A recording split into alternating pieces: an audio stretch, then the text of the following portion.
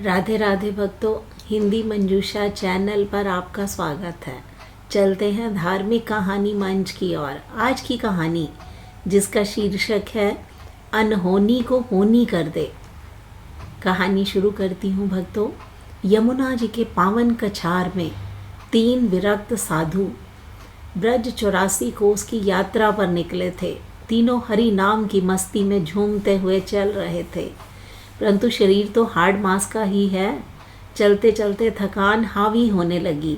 एक गांव के समीप जाकर जो सबसे वृद्ध महात्मा थे प्रेमनाथ जी, वे रुक गए। उन्होंने दोनों युवा साधुओं से कहा, भाई अब मेरा शरीर आगे चलने की अनुमति नहीं दे रहा। मैं इसी गांव के मंदिर में अपना आसन लगाऊंगा। तुम दोनों जवान हो, समर्थ हो, तुम आगे की यात्रा करो। वृद्ध महात्मा प्रेमनाथ को वहीं छोड़कर दोनों युवा साधु आगे बढ़ गए। उनके गंतव्य था प्रेम की राजधानी बरसाना पहुंचना। चलते चलते संध्या घिर आई। गोधूली बेला में जब गायें अपने घरों को लौट रही थी, दोनों साधुओं को बरसाने की ऊंची पहाड़ी दिखाई दी। भूख जोरों की लगी थी, पेट में जठराग्नि प्रज्वलित हो रही थी। एक साधु ने दूसरे से पूछा, बरसाने पहुंच तो रहे हैं, पर रात्रि में भोजन का क्या प्रबंध होगा, भिक्षा कहाँ मिलेगी? तभी दूसरे साधु के मन में एक विचित्र भाव आया। उसने हंसते हुए मजाक मजाक में एक बात कह दी, अरे भाई, हम तो राधा रानी के धाम जा रहे हैं, हम मांगेंगे क्यों? हम तो राधा रानी के मेहमान हैं। अगर वो अपनी ससुराल या अपने मायके में मेहमान को भूखा सुलाएंगी तो बदनामी उनकी होगी, हमारी नहीं। खिलाएंगी तो खा लेंगे, नहीं तो मंदिर का चरणामृत पीकर सो जाएंगे। यह बात हंसी में कही गई थी, पर ब्रज की अधिष्ठात्री देवी ने इसे सत्य मान लिया। साधु बरसाना पहुँचे, श्री जी के मंदिर में दर्शन किए। तब तक आरती हो चुकी थी, भीड़ छट गई थी। उन्होंने किसी से कुछ नहीं मांगा। मंदिर के कोने में गोदड़ी बिछाकर ये कहते हुए लेट गए, देखते हैं मेहमान नवाजी कैसी होती है, और वे भूखे पेट ही सो गए। रात्रि का गहरा सन्नाटा था। घड़ी की सुइयां 11 बजा रही थी। मंदिर के पुजारी अपने घर में गहरी नींद में सो रहे थे। तभी अचानक पुजारी जी को लगा कि किसी ने उन्हें झकझोर कर जगा दिया है। एक मधुर लेकिन अधिकार भरी आवाज़ गूंजी, अरे तू यहाँ मज़े से सो रहा है और मेरे मेहमान व मंदिर की सीढ़ियों पर भूखे सो रहे हैं। पुजारी हड़बड़ाकर उठे, इधर उधर देखा, कोई नहीं था। फिर आवाज़ आई, जा मेरे मेहमानों को भोजन करा। वे 2 साधु हैं जो मुझसे आस लगाए बैठे हैं। पुजारी का तो पसीना छूट गया। साक्षात वृषभानु नंदिनी का आदेश। वे नंगे पांव भागे भागे मंदिर की ओर गए। देखा तो सचमुच 2 साधु एक कोने में सिकुड़े हुए सो रहे थे। पुजारी जी ने उन्हें हिलाकर जगाया, महात्माओं उठिए उठिए। साधु घबरा गए, बोले, क्या हुआ महाराज, हमने कोई अपराध कर दिया क्या? हम तो बस यहाँ पड़े थे। पुजारी ने हाथ जोड़कर पूछा, क्या आप ही राधा रानी के मेहमान हैं? यह सुनते ही साधुओं के रोंगटे खड़े हो गए। वे एक दूसरे का मुंह ताकने लगे। पुजारी ने कहा, आप मना मत कीजिए, मेरी लाडली जी ने मुझे जगाकर भेजा है। आप बैठिए, हाथ मुंह धोइए। उस दिन मंदिर में कोई विशेष उत्सव था।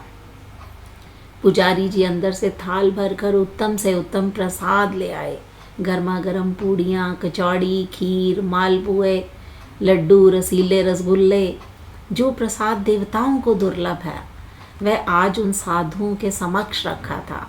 पुजारी जी ने बड़े प्रेम से उन्हें टनाटन पक्की रसोई जिमाई।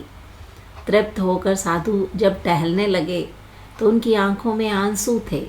वे मन ही मन किशोरी जी से बतियाने लगे, हे करुणामयी, हमने तो मजाक में कहा था, पर तूने तो सचमुच हमें दामाद जैसा सम्मान देकर खिलाया। धन्य है तेरी करुणा।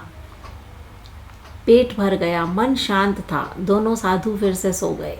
जैसे ही आंख लगी, दोनों को एक ही जैसा अद्भुत स्वप्न दिखाई दिया। सपने में क्या देखते हैं, कि 10-12 वर्ष की बालिका जिसका तेज करोड़ों सूर्यों के समान है, पर शीतलता करोड़ों चंद्रमाओं जैसी, वह उनके पास आई, बड़े दुलार से बोली, बाबा भोजन तो कर लिया ना, पेट भर गया, तृप्ति हो गई। साधु स्वप्न में, हाँ लाली, बहुत आनंद आया, पेट भर गया। बालिका, भोजन और जल सब सुखद था ना, कोई कमी तो नहीं रही। साधु, नहीं नहीं मैया, अब कोई आवश्यकता नहीं। तब वह बालिका थोड़ा सा कुचाते हुए बोली, बाबा ये गड़बड़ हो गई।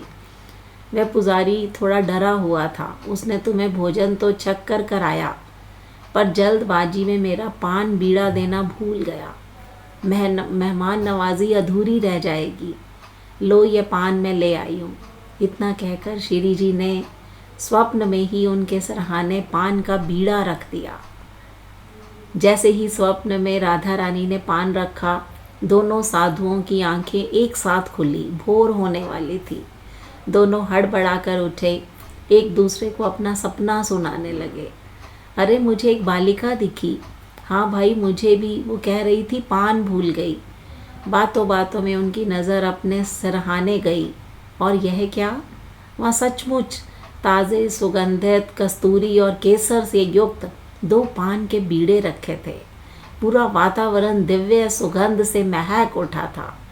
यह देखकर साधुओं का धैर्य का बांध टूट गया।